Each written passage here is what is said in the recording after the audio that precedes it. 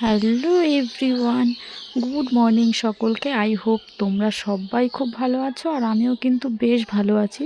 তো দেখো, আজকে কিন্তু মঙ্গলবার। তো আমার না একদমই মনে ছিল না যে আজকে মঙ্গলবার, মানে একদমই খেয়াল ছিল না। হুট করে যখন স্নান টান করে ঘরে এসেছি তখন মনে পড়লো যে হ্যাঁ, আজকে তো মঙ্গলবার। কেন বলছি কথাটা, কারণ আজকে আমি মাথায় শ্যাম্পু করেছি।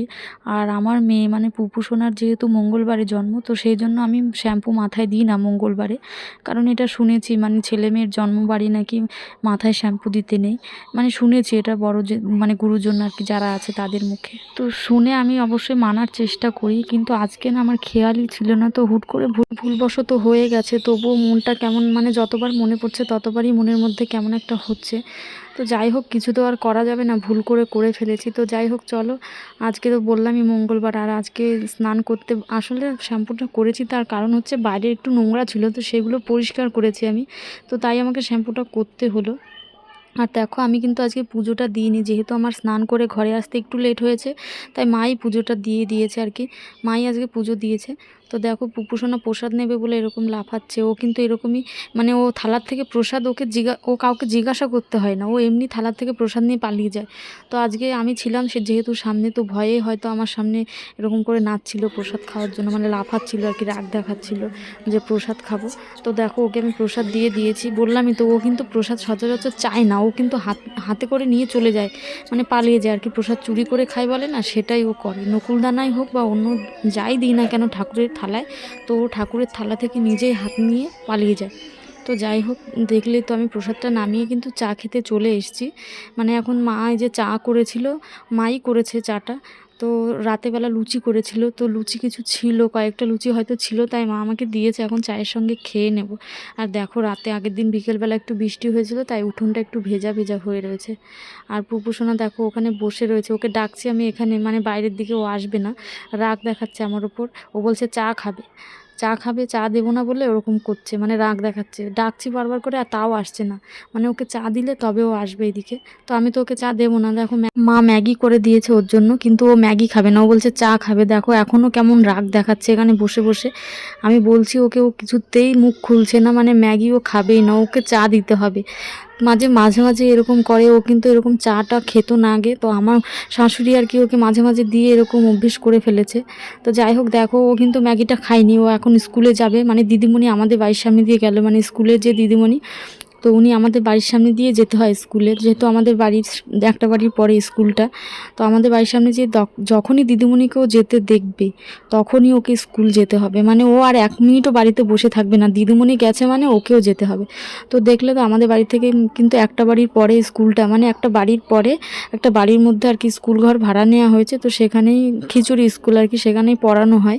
তো দেখো, দিদিমণি ছাড়া কিন্তু কেউ এখনো পর্যন্ত আসেনি, মানে ওই ফার্স্ট দিদিমণি এসে, তারপরে ওই ফার্স্ট। তো দেখো, ও যেরকম ফার্স্টে যায়, ও সবার আগে বাড়ি চলে আসে, মানে স্কুল ছুটি হওয়ার আগেই কিন্তু ও বাড়ি চলে আসে। তো দেখো, এই ভেতরটায় এখন বসায় না, যেহেতু খুব গরম, তাই এই বাইরেটায়, এই বাইরের ওই চৌকিগুলোর উপরে দিদিমণি বসায়, যেহেতু খুব অল্প বাচ্চা কাচ্চা আসে, তো সেই কারণে। দেখো, আমি ওকে স্কুলে দিয়ে চলে এসেছি বাড়িতে, আর রান্নাও বসিয়ে দিয়েছি। এটা কিন্তু পাট শাক ভাজা। তো আজকে মঙ্গলবার, তো নিরামিষ তো হবে না, অবশ্যই মাছ নেওয়া হয়েছে। আমরা মঙ্গলবারে নিরামিষ খাই না, তোমরা তো জানোই।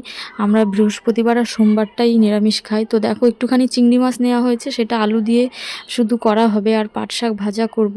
আর মা ওইদিকে ঘরে কি রান্না করছে, মা হচ্ছে শুকনো মাছ যেটা হয় না, মানে আমরা তো সেটা শুটকি মাছই বলি, তো সেটা মা রান্না করছে। আমরা তো খাই না, তাই মা খায় বলে মা আলাদা করে রান্না করে নিচ্ছে মায়ের মতন।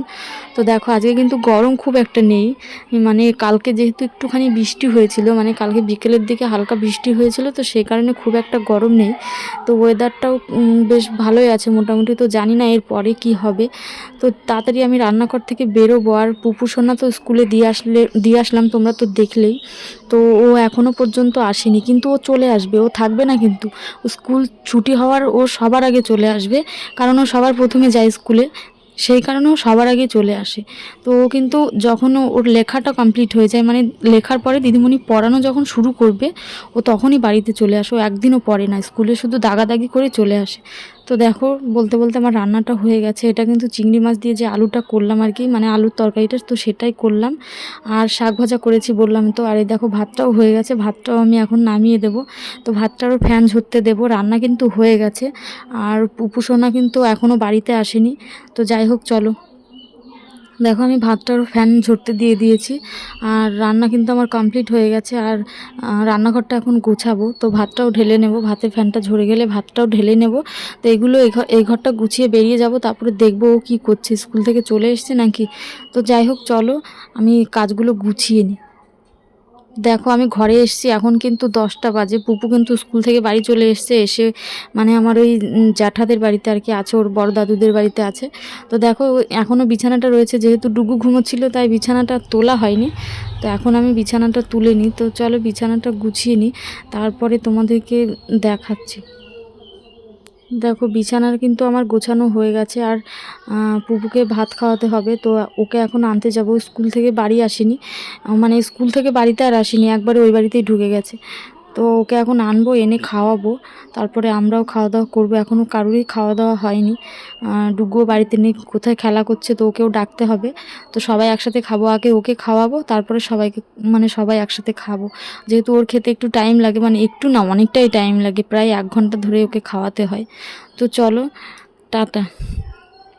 তো দেখো এখন কিন্তু বিকেল বেলায়, মানে খাওয়া দাওয়া করে আমরা কিন্তু একটুখানি ঘুমিয়েছিলাম। তো এখন বিকেল হয়ে গেছে, আমি কিন্তু গাটা ধুয়ে নিয়েছি একটুখানি। আর একটা কথা তোমাদের বলা হয়নি, পিসিদের বাড়ি আজকে কীর্তন হবে, মানে সন্ধ্যের পরে কীর্তনের দল আসবে। তো আমি এখন সন্ধ্যে দিয়ে পিসিদের ওখানে চলে যাব। তো একটুখানি শাড়ি পরবো, এমনি সুতির শাড়ি, নর্মাল শাড়িই পরবো। পাড়ারই যেহেতু কীর্তনের দল আসবে, খুব বেশি লোক হয়তো হবে না, পাড়ার একটা কীর্তনের দলকে বলা হয়েছে, তারাই আসবে বাড়িতে। তো একটু কীর্তন টীর্তন করবে, তারপর খাওয়া দাওয়া করে চলে আসবে। তো চলো আমি সন্ধ্যেটা দিয়ে নিই, সন্ধ্যেটা দিয়ে তারপরে রেডি হব। রেডি হব বলতে শাড়ি একটা পরবো। আর পুপু সোনা তো অনেক আগেই চলে গেছে ওই বাড়িতে, মানে কীর্তন হবে শুনেই চলে গেছে। তো দেখো আমি কিন্তু শাড়িটা পরে নিয়েছি, এখন যাব ওই বাড়িতে, মানে পিসিদের বাড়িতে। আর পিসি বাড়ি তো আমাদের বাড়ির পাশে, তোমরা হয়তো জানো না।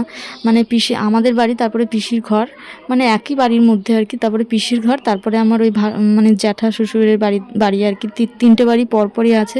তো এখন যাব, পিসি আমাকে ডেকে গেল, আমি সন্ধ্যেটা দিলাম, আমি বলছি সন্ধ্যেটা দিয়ে তারপরে আসছি। এখন যাব, এখন দেখি কি কি করতে বলে ওখানে, কিন্তু এখনও কীর্তনের দল আসেনি। তো চলো যাওয়া যাক। তো দেখো আমি কিন্তু এসে অনেকক্ষণ বসেছিলাম, তার মধ্যে দেখি কীর্তনের দল কীর্তন করা শুরু করে দিয়েছে আর কি। আর ঘরে ঠাকুরের সামনে সমস্ত কিছু রেডি করা হয়েছে। যখনই মানে কীর্তনটা শেষ হবে, তারপর যখন মানে ভোগারতির গান শুরু হবে, মানে শেষ নামটা আর কি ধরবে, তখন এই ভোগটা লাগানো হবে। সব কিছু কেটে রেডি করা হয়ে গেছে, মানে যখন কীর্তনটা শেষ মুহূর্তে তখনই আর কি ভোগটা লাগানো হবে ঠাকুরের সামনে। তো চলো আজকের ভিডিওটা এই পর্যন্তই। কেমন লাগলো ভিডিওটা অবশ্যই কমেন্টের মাধ্যমে জানিও। তো চলো টাটা, বাই বাই, সবাই সুস্থ থেকো, ভালো থেকো।